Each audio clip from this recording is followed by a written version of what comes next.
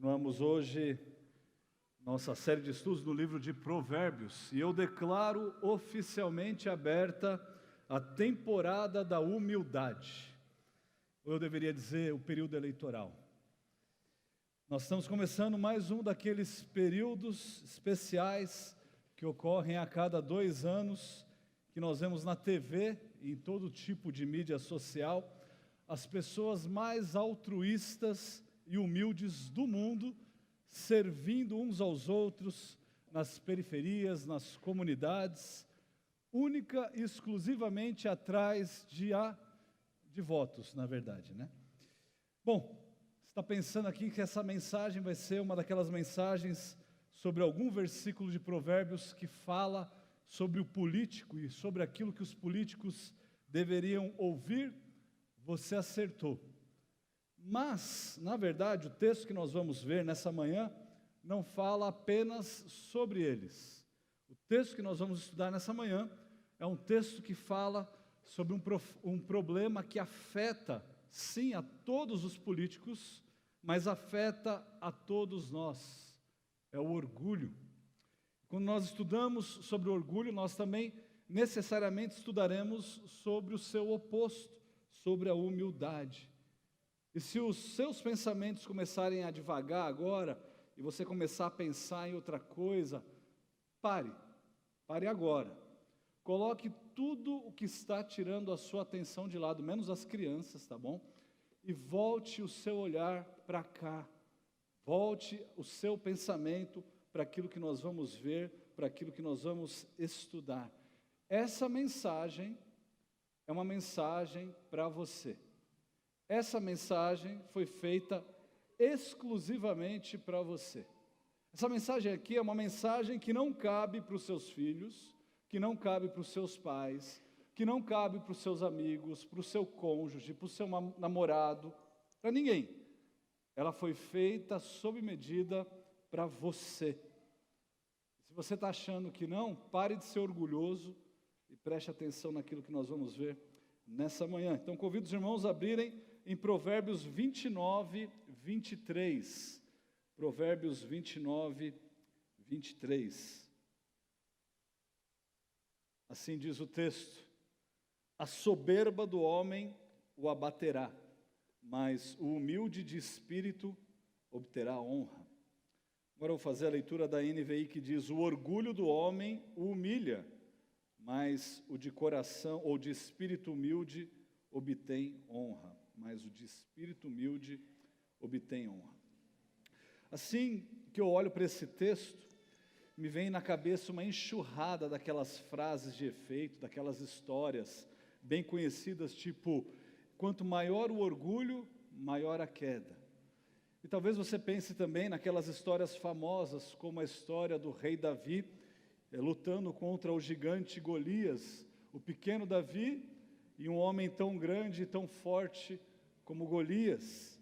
Ou talvez venha na sua mente, você se lembre da história daquele rei super famoso e poderoso, Nabucodonosor, que em meio àquela explosão de orgulho, ele é rebaixado por Deus para que ele pudesse agir e para que ele pudesse viver como animais do campo. Irmãos, Deus humilha esses orgulhosos por completo. Mas eu prometo que nessa manhã nós não vamos nos limitar a essas histórias bem conhecidas, até porque nós já tratamos dessas histórias em outras ocasiões, aqui mesmo de manhã, tratando do livro de Provérbios. Nós falaremos sim sobre o orgulho e sobre a humildade, mas como algo presente na nossa vida, no nosso dia a dia, e algo presente até mesmo antes da queda.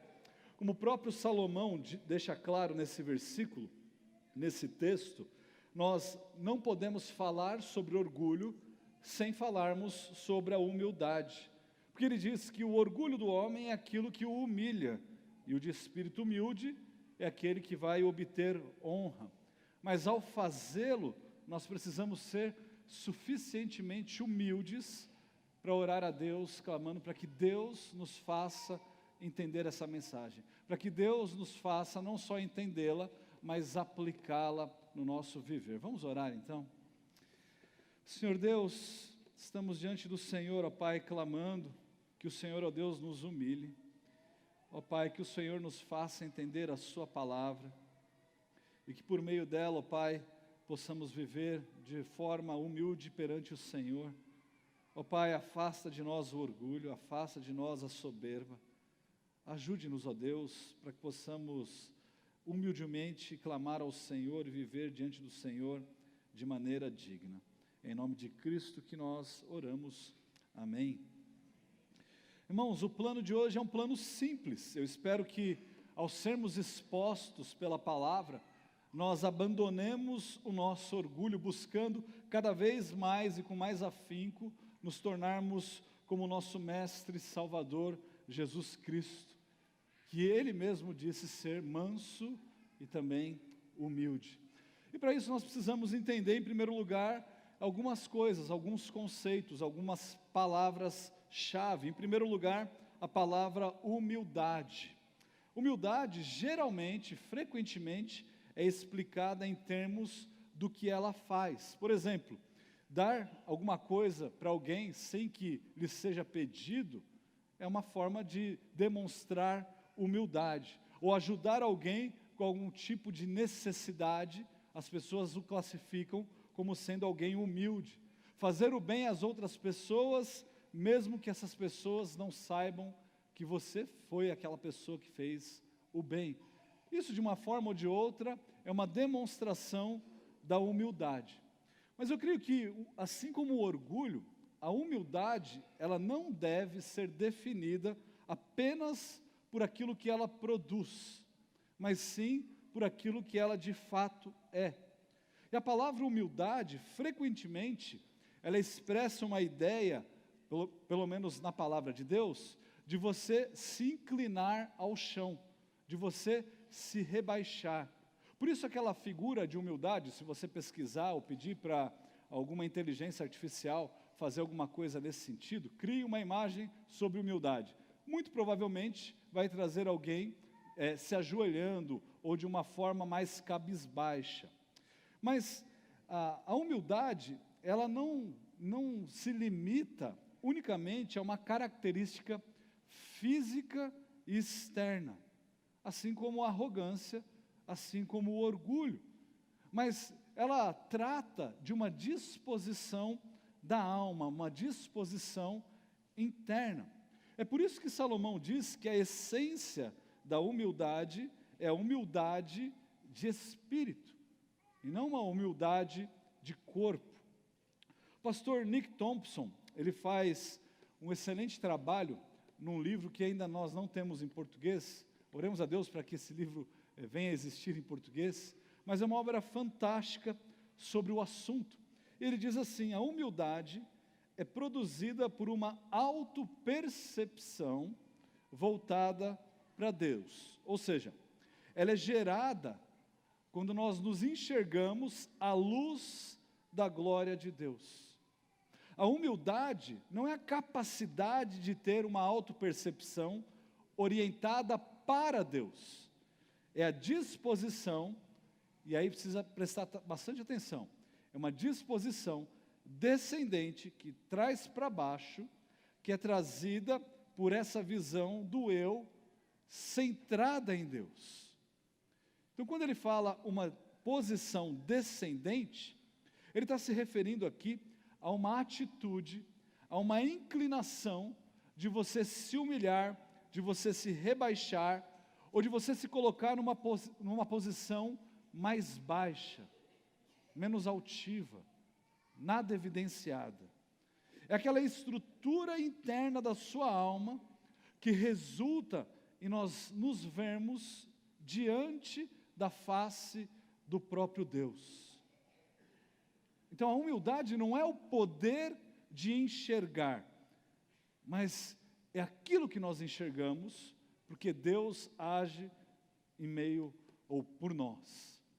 Ele explica de uma outra forma, ele diz assim: à medida que nós somos tomados pela majestade de Deus, nós começamos a nos ver como criaturas finitas e totalmente dependentes. Ao contemplarmos a santidade de Deus, nós começamos a nos enxergar como pecadores radicalmente corruptos. E essa percepção produz uma disposição descendente da alma, ou seja, que se humilha. Irmãos, foi exatamente isso o que aconteceu com o profeta Isaías. O profeta Isaías, lá em Isaías capítulo 6, os irmãos podem abrir ali, teve uma experiência exatamente igual a essa descrita pelo pastor Thompson. Isaías 6, de 1 a 5, diz assim: no ano da morte do rei Uzias, eu vi o Senhor assentado sobre um alto e sublime trono, e as abas de suas vestes enchiam o templo.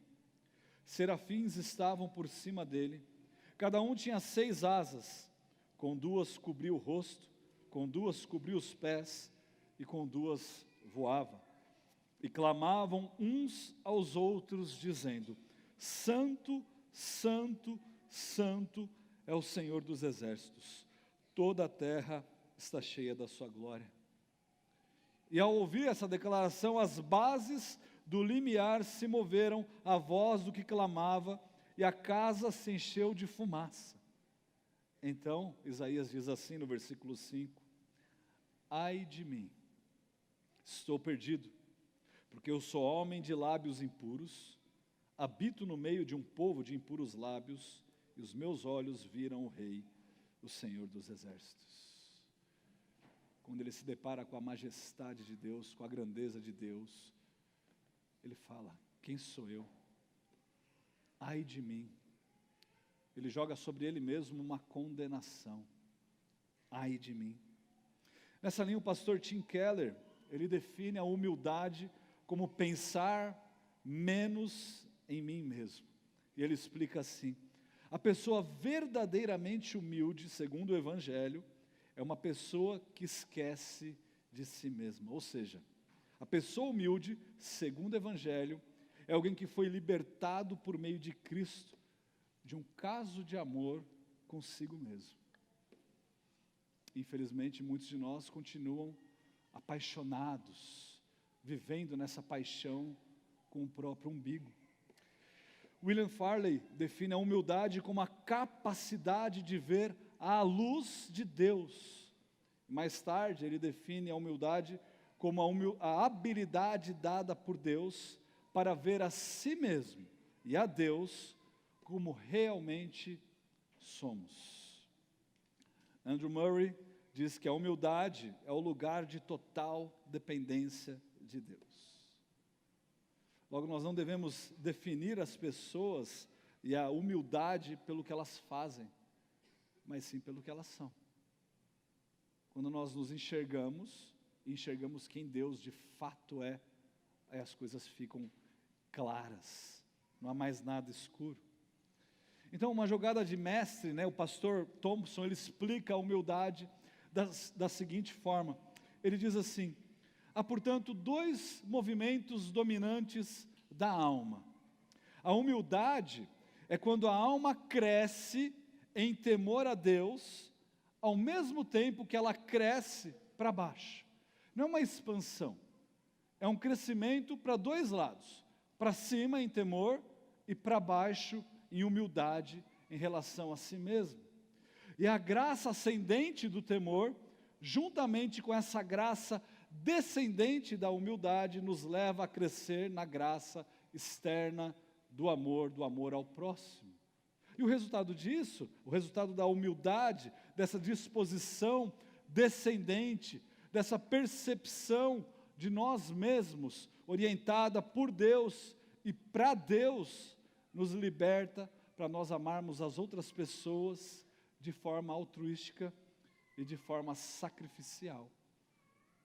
Mas quando nós não olhamos dessa forma, quando nós não tememos a Deus e nós não crescemos em humildade, a única coisa que nós conseguimos fazer é evidenciar o nosso próprio eu, evidenciar o nosso próprio ego.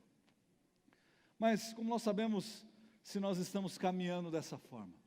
Como é que nós podemos entender se nós de fato estamos buscando essa humildade genuína, se estamos buscando crescer no temor de Deus e crescer descendentemente nessa humildade, nessa autopercepção à luz de Cristo? E aí nós temos um teste com 3 perguntinhas, teste simples, que pode ser feito por qualquer pessoa. E a primeira pergunta desse teste é a seguinte: como que eu vejo Deus? Ou seja, eu temo a Deus? É uma pergunta retórica, responda para você mesmo. Segunda pergunta: como eu me enxergo? Como é que eu me vejo? Será que eu sou uma pessoa humilde de espírito? E a terceira pergunta é a seguinte: como é que eu vejo os outros? Ou seja, eu amo as outras pessoas de forma tangível e de coração? Você já tem a resposta. A resposta já veio na sua cabeça, sim ou não. Mas preste atenção numa coisa: a humildade, ela não é medida no nível de piedade exemplificado na resposta que você deu a essas perguntas, mas ela é medida pelo nível da dor que foi infligido no seu coração quando você responde a cada uma dessas 3 perguntas. Irmãos, por mais paradoxal que seja, aqueles que possuem um espírito humilde são aqueles que lamentam a sua falta de disposição de alma, de temer a Deus e de amar as pessoas. As pessoas verdadeiramente humildes são aquelas que buscam isso, mas que ao mesmo tempo reconhecem que falham constantemente, mas nem por isso deixam de buscar essa humildade. Bom, falamos sobre humildade, definimos a humildade. E o orgulho? Como eu disse numa mensagem baseada lá no texto de Provérbios 21, 24, o orgulho é um pecado que não é um pecado comum, ele é um pecado diferente. Ele é um daqueles tipos de pecados com os quais nós temos que tomar todo cuidado com o orgulho. Irmãos, o orgulho é o seu inimigo número 1 em todas as fases da sua vida. Eu já ouvi uma pessoa dizer, eu acho que ela não estava passando bem, que as crianças são os seres mais humildes que existem. Olha, vou deixar você com algumas crianças por alguns instantes, não é nem por algumas horas, e você vai perceber que a história é bem diferente disso que você está dizendo por aí. Irmãos, o orgulho, ele está presente na infância, ele está presente na adolescência, ele está presente na vida adulta, ele está presente quando você já está partindo, em todos os momentos. Isso é verdade para você, independentemente da sua vocação, do seu status econômico, do seu status político, social, da sua idade, da sua etnia, da sua educação, do seu salário. Se você não controlar o seu orgulho, ele vai te controlar e ele vai te destruir. E é só quando nós entendemos o orgulho como o nosso maior inimigo que nós vamos aprender e buscar abraçar a humildade como nosso maior ou nossa maior aliada, o nosso maior amigo.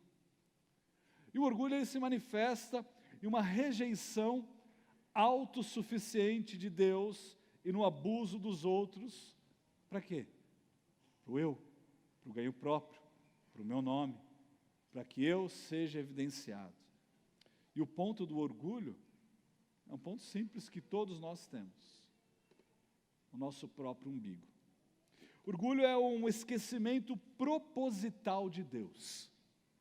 Como C.S. Lewis diz, o orgulho é o estado de mente, ou de uma mente, completamente anti-Deus. Ou como o Thompson coloca, as pessoas orgulhosas ou arrogantes, elas deificam a si mesmas. A sua disposição altiva é provocada pela sensação controladora de sua própria suposta grandeza e impecabilidade. Nós achamos que nós somos todo-poderoso, que nós somos os soberanos, que nós estamos sempre certos, que nunca erramos. E talvez esse seja o seu problema. Na verdade, esse é o nosso problema. É o problema de todos nós. Os orgulhosos, e aí entenda por orgulhosos nós, somos pessoas que não aprenderam a se enxergar diante da face de Deus. Ou na palavra do salmista, no Salmo 36:1, não há temor de Deus diante dos seus olhos. Mas vem aí mais uma pergunta. Como é que nós sabemos se nós estamos agindo dessa forma? Nas suas Institutas, João Calvino escreve assim: o homem nunca é suficientemente tocado e afetado pela consciência de seu estado humilde, até que ele tenha se comparado com a majestade de Deus. Em outras palavras, o orgulho está sempre buscando a dignidade e significado na criatura, ao invés de buscar o significado no Criador. Irmãos, isso acontece de diversas maneiras. Acontece quando você se inflama de sua autoimportância, achando que você é muito bom, simplesmente porque você é você. E você acha que é muito bom porque você tem alguma coisa, porque você tem determinado título, porque o seu carro é melhor do que o carro do outro irmão que veio na igreja, porque você ganha um pouco mais do que as outras pessoas que estão ao seu redor, porque a sua formação acadêmica é muito melhor. E nós começamos a identificar a nós mesmos baseados naquilo que temos e não naquilo que somos. Quando você deposita a sua identidade em qualquer coisa criada, você se orgulha. E a razão pela qual você se envergonha de falar para qualquer pessoa que talvez o seu trabalho é um trabalho simples, uma coisa que não traz assim tanta fama, é porque você está baseando a sua identidade no seu trabalho. Você está se orgulhando, de certa maneira, e falando que você baseia e quem te define é o seu trabalho. O orgulho é, portanto, acreditar e viver acreditando na falsa impressão de que nós estamos no controle, de que nós não dependemos de nada e de absolutamente ninguém. Nós vivemos num mundo em que busca desesperadamente pela satisfação na criatura, ou nas coisas criadas, e não em Deus. E essa inclinação orgulhosa dos nossos corações nos torna avessos a depender inteiramente de Deus para a nossa alegria. Então nós não conseguimos atingir a satisfação plena que só pode ser encontrada em Cristo, porque nós queremos nos orgulhar das coisas que temos, porque elas definem quem nós somos. E nós preferimos adorar as criaturas do que o próprio Criador. Irmãos, o orgulho é a ilusão de que nós somos soberanos. E se nós somos soberanos, nós não dependemos de Deus. E o problema é que nós sabemos disso, mas nós acreditamos nessa mentira. E é essa a razão pela qual você e eu passamos os nossos dias brincando de faz de conta, vivendo numa outra dimensão, como se Deus de fato não fosse o soberano. E aí nós nos orgulhamos. Nós nos recusamos a aceitar que, como imagem de Deus, nós somos totalmente dependentes dEle para a nossa alegria. Nós nos recusamos a oferta dEle de um deleite ilimitado, que só pode ser encontrado nele. Mas nós buscamos de forma idólatra as coisas criadas e tudo aquilo que é até imaterial, a fama, o status e coisas semelhantes. Enfim, se a humildade é a disposição descendente, então o orgulho é uma disposição altiva. E é por isso que Salomão diz então, o orgulho do homem o humilha, mas o de espírito humilde obtém honra. Todos nós aspiramos crescer em destaque, em poder, em prosperidade. E a nossa tendência é ver a vida como uma escalada. Mas o crescimento espiritual não é uma ascensão, é uma descida.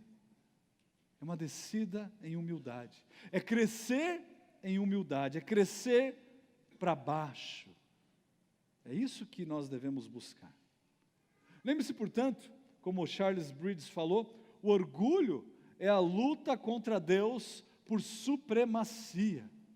E quando você está agindo de uma forma orgulhosa, pensando que você é mais do que você realmente é, e não pensando nos outros ou na glória de Deus, o que você está fazendo é se perguntar assim, quem que manda aqui?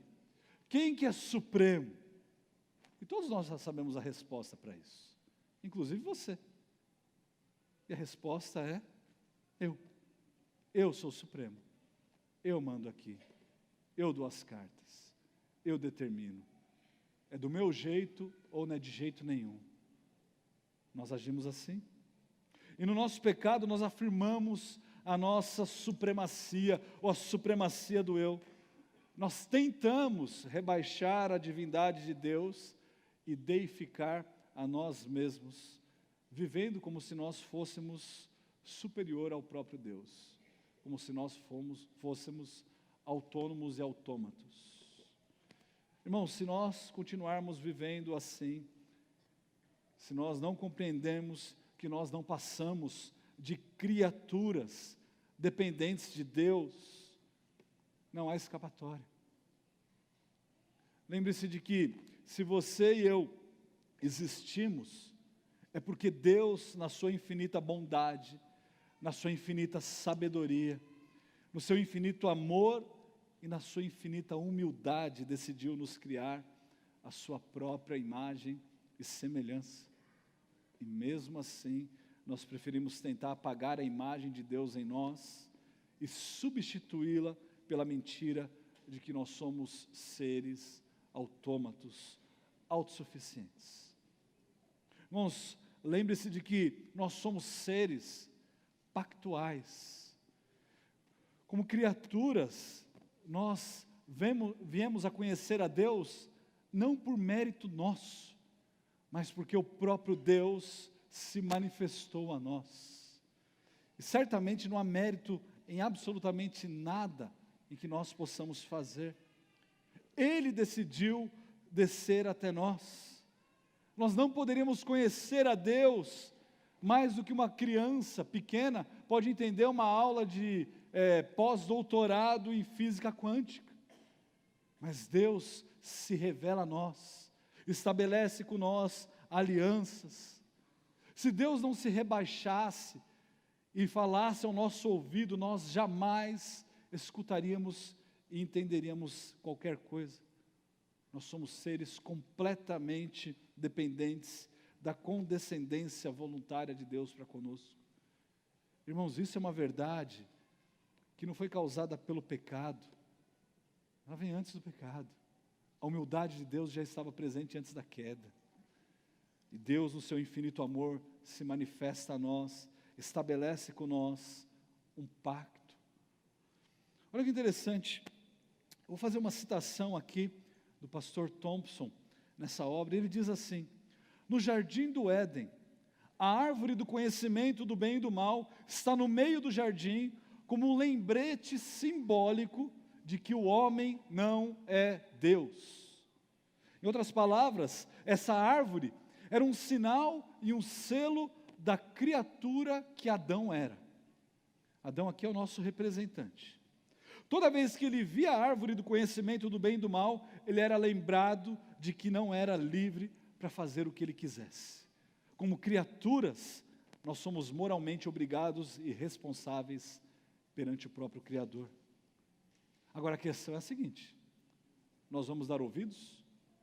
Nós vamos abraçar a nossa situação de criaturas, os sermos seres criados, dependentes, nós vamos nos submeter à palavra autoritativa de Deus, com espírito de humildade, como Adão e Eva, quando eles foram chamados a obedecer?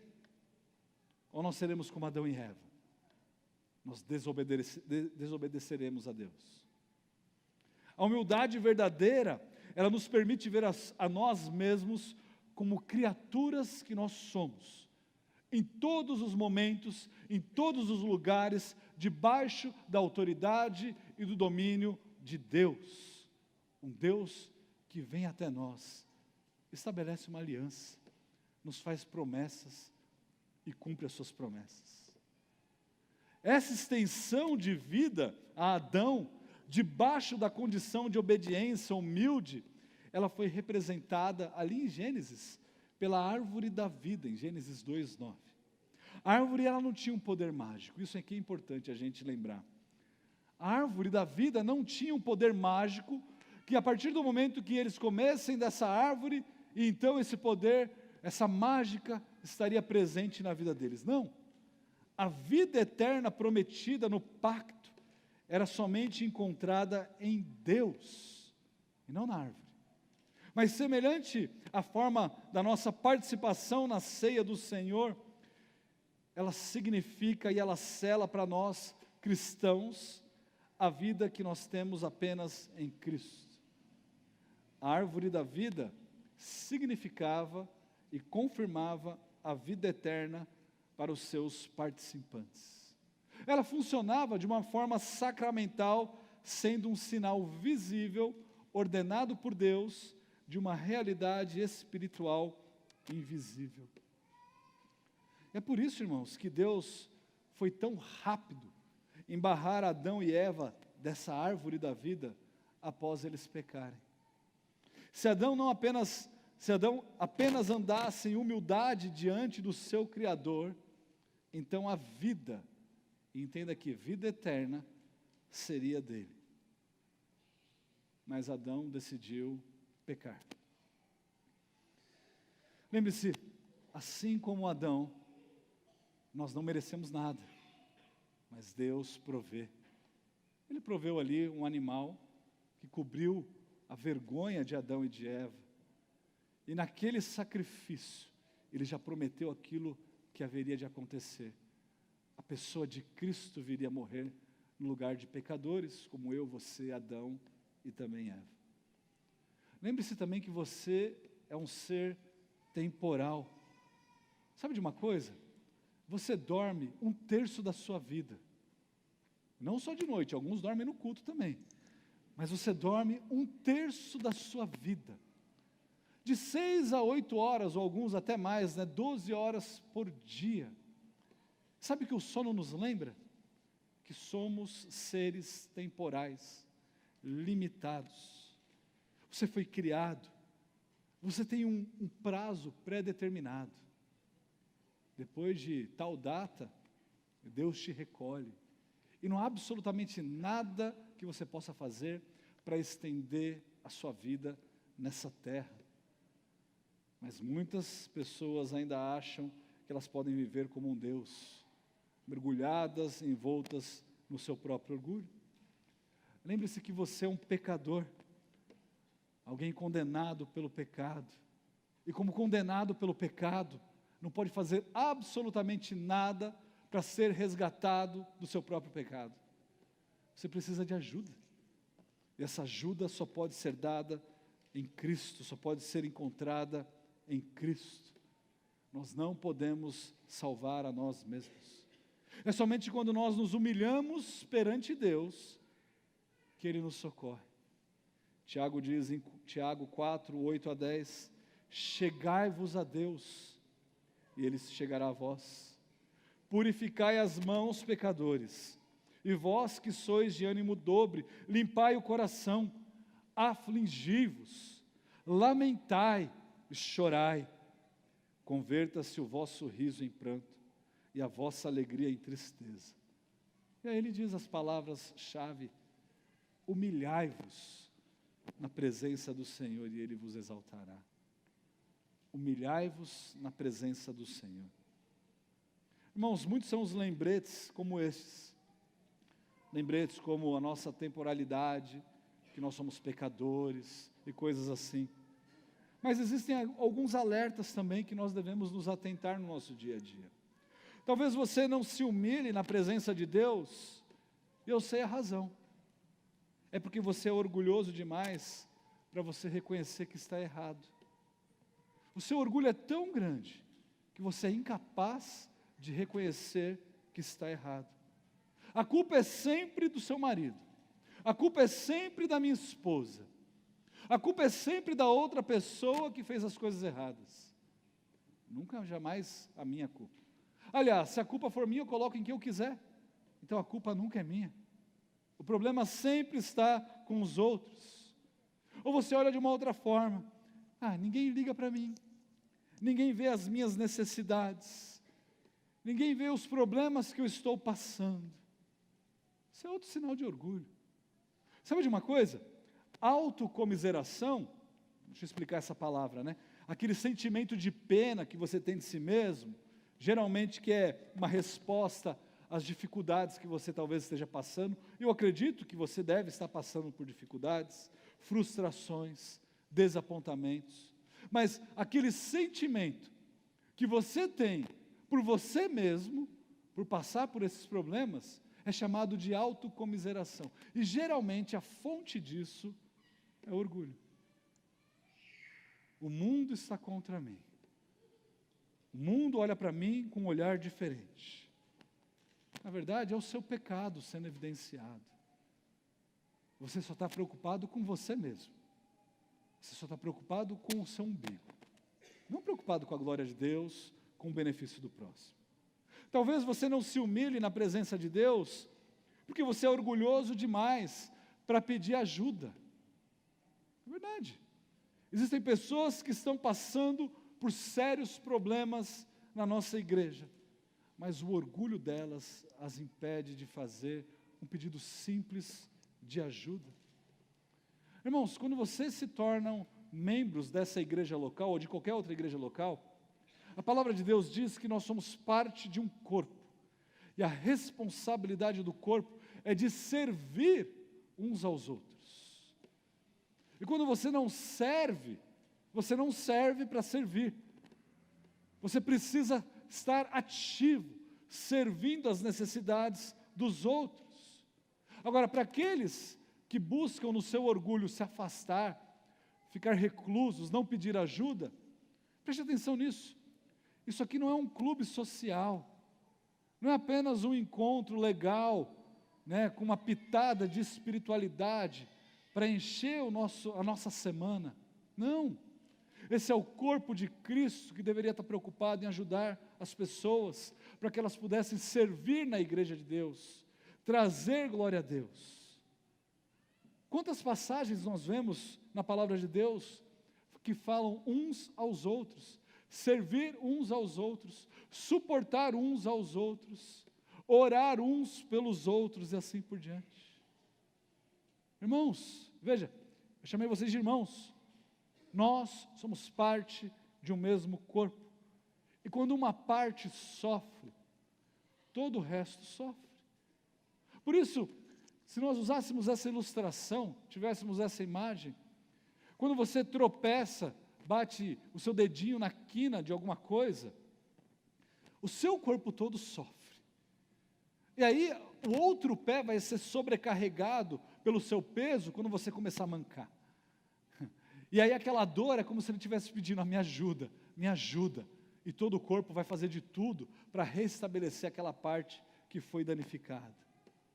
Se você está sofrendo, por qualquer motivo que seja, inclusive por consequências de pecado, você deve pedir ajuda. Você deve pedir ajuda.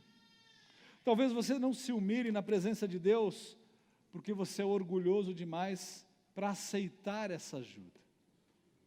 O ponto não é se os outros estão sabendo ou não que você está precisando de ajuda, mas simplesmente que você é orgulhoso demais para permitir que os outros te ajudem.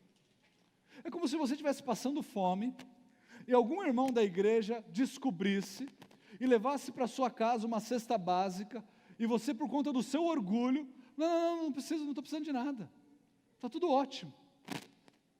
Você entra e não tem nada para comer, mas o seu orgulho fala mais alto.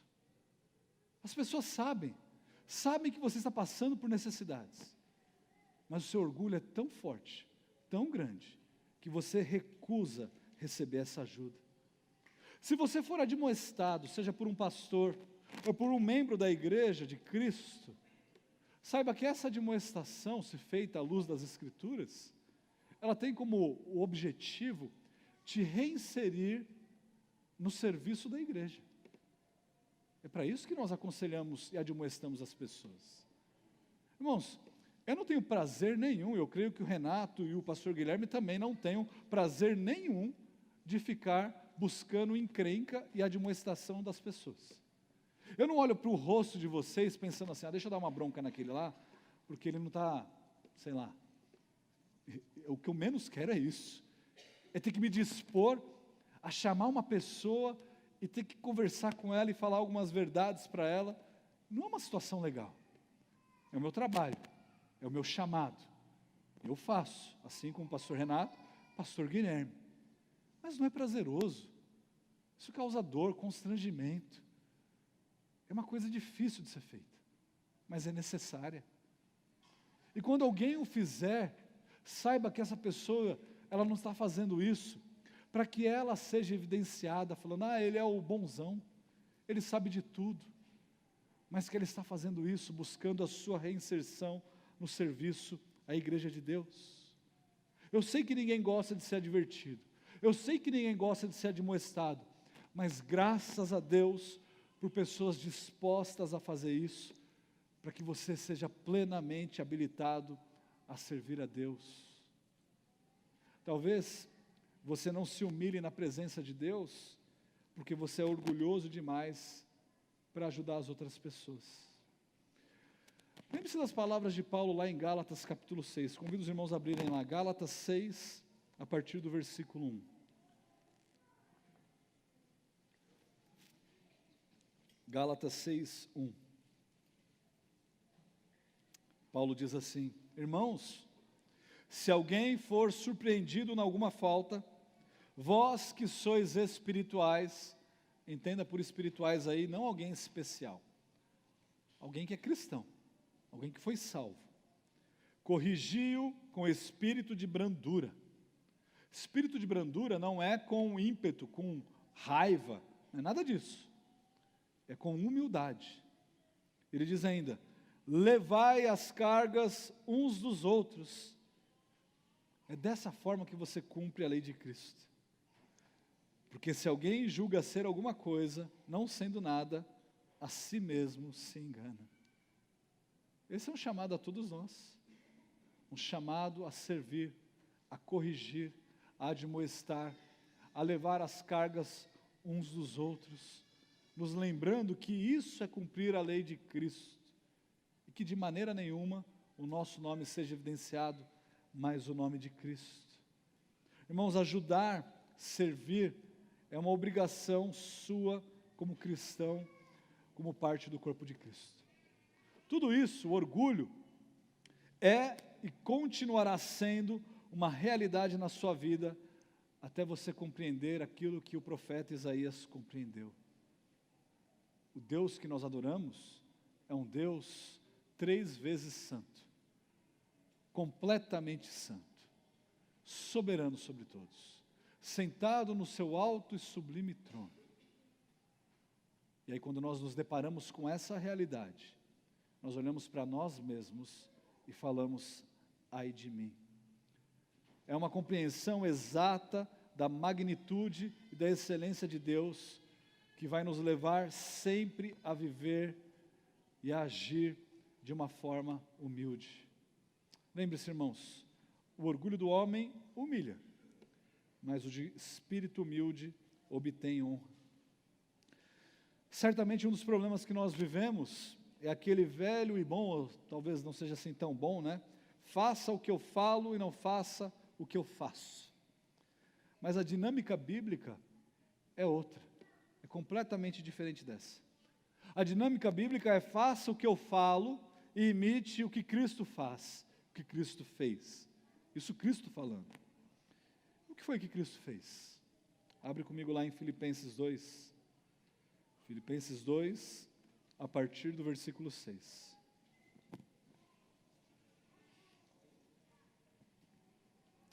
Paulo nos diz o seguinte: pois ele, subsistindo em forma de Deus, não julgou como usurpação o ser igual a Deus.